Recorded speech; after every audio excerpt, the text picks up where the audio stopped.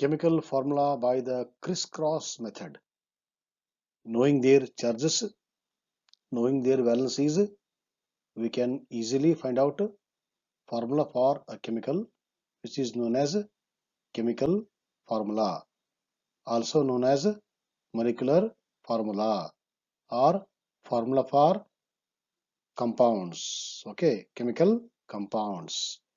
In our previous discussion, we took some example. In that, the most important one was iron hydroxide. The charge of iron was +3.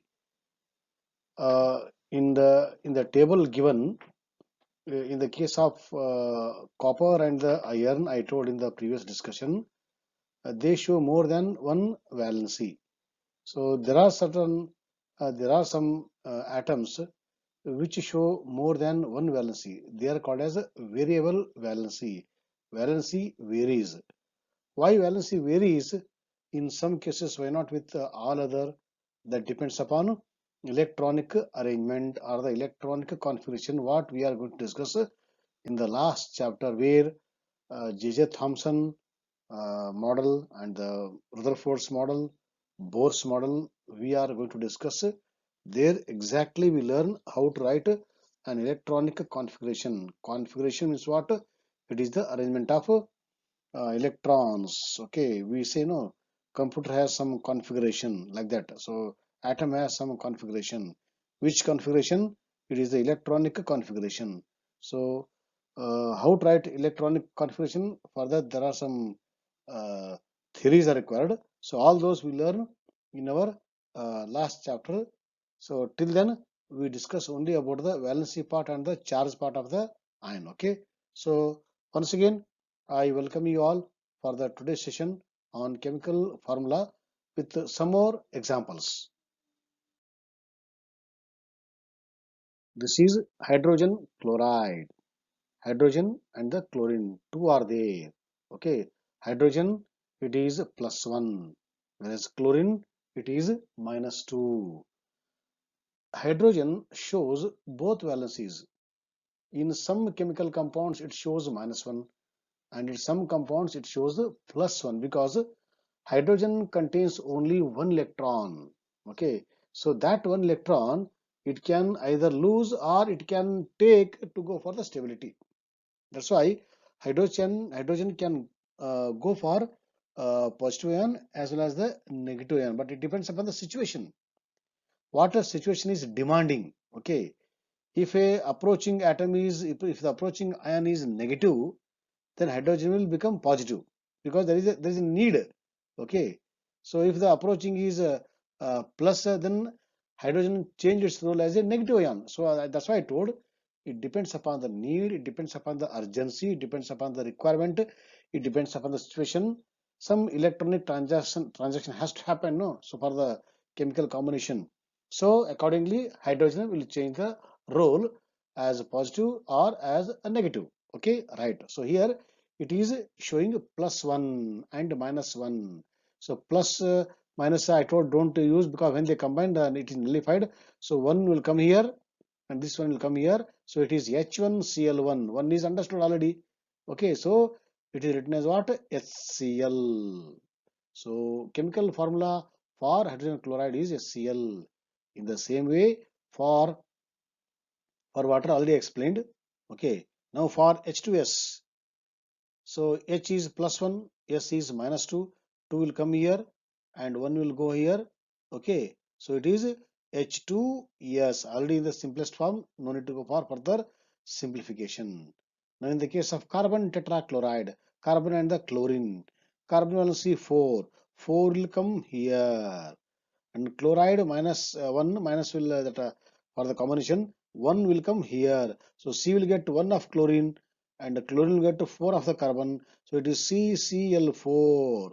CCl4, carbon tetrachloride. Why I am using the tetra word? Tetra stands for the 4. These are all Greek literatures. Mono 1, di 2, tri 3, tetra 4. How many chlorine atoms are there in the formula? 4 are there, therefore tetra. So carbon tetrachloride, like that we use. So what we learnt, one is hydrogen chloride, Other one is hydrogen sulfide, and the other one carbon tetrachloride. Okay, let us see few. Magnesium chloride. Two will come here. One will come here. One is understood here. MgCl2. Calcium oxide. Ca plus 2, O2 minus. So 2 will come here for the O, and these two will go here. So both have 2, 2, no? So 2 and 2 both are equal. So 2, 2 means simplify. 2 ones are 2 ones are 1, 1. CaO. Therefore, the chemical formula for calcium oxide is CaO. Copper nitrate. Copper 2 plus nitrate minus 1. Copper 2 will come to this one, and NO3 is minus 1 will come here. Copper, it is only one atom, so this one will come here. Whereas nitrate ion is a polyatomic ion. So therefore, you have to put a bracket. I told in the previous discussion. Okay, for the polyatomic ion, to avoid the confusion, if it is more than one atom, please put the bracket so that no confusion. So put the NO3 bracket, and this 2 will come here. Okay, for NO3. This is the 2 has come from the copper exchange. Okay, so the one is understood. So the chemical formula for copper nitrate is CuNO3 twice, or NO3 two times. Okay. Aluminum chloride, Al3 plus and Cl minus 1. Al3 plus 3 will go here, and 1 will come here. So it is Al1 Cl3. Why I have not put a bracket here for the Cl? It is only one atom, chlorine only. Whereas in the case of nitrate ion, it is a polyatomic. Therefore, to avoid the confusion, so I have placed the bracket so that we will understand this 2 belongs to O, this 2 belongs to N also. This 2 belongs to the whole polyatomic ion. But whereas in the case of aluminum chloride, this is monoatomic ion, only one atom is there. So no need to write a bracket here. Once again, I'll repeat, for the monoatomic single atom, no need to place the bracket. Only for the more than one. So just to say the belongingness of the particular number, we use the bracket. So therefore, bracket was used here, not here. Now one more once again. Calcium carbonate, Ca plus 2 and CO3 2 minus. Okay. So this 2 will come here, and this 2 will go here. So please put the bracket here, because CO3 is a polyatomic ion. So Ca, this 2 will come here. That means this 2 will Ca2, CO3 bracket and 2. Okay. Ca2, CO3 you put bracket, then 2 outside. Because both have got 2, 2, upon simplification, what you will get? 2, 2 cancels. So Ca1, CO3 1, this is made like this. Okay. So the formula for calcium carbonate is CaCO3. Now tell me, he has not given the name for this one. It is ammonium ion, NH4 1 plus. This is already hydroxide ion in the previous discussion, iron hydroxide. So one will come here, this will go here. So one NH4 twice one OH minus this OH is there, or one will come here. Both have got 1 1. So it is understood. So NH4 OH, which it is not correctly printed here. So it is NH4 OH. Potassium chloride, potassium hydroxide, calcium chloride, calcium hydroxide, aluminum chloride, aluminum hydroxide. Now see these examples. But here on small information, when there are more than one atom of an element, we use mono, di, tri, etc. Okay, to show, these are called prefixes. Okay, to show the number of atoms attached. For example, in the case of CO, O is only one.